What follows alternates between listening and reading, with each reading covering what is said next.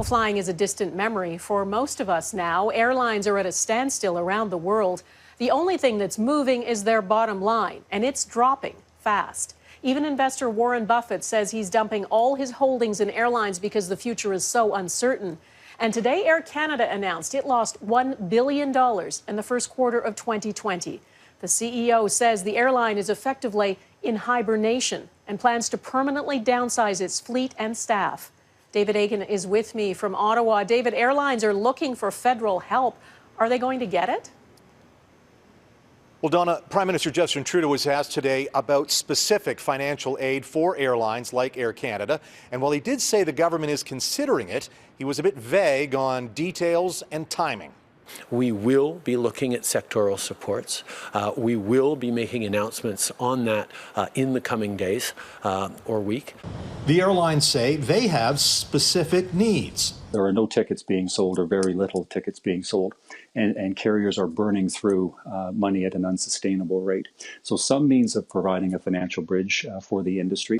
Canadian airlines are also worried about help potential international competitors are getting from their governments. Air France on Monday got more than $8 billion in loans and loan guarantees from their government.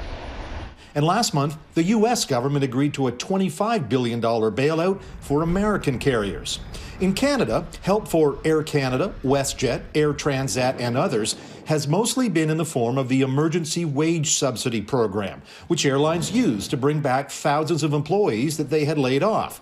But the airlines say more help is needed. You have seen countries all around the world, our G7 partners, have all announced measures to support their domestic aviation sector, precisely because they know the significance of the sector in driving the economic recovery.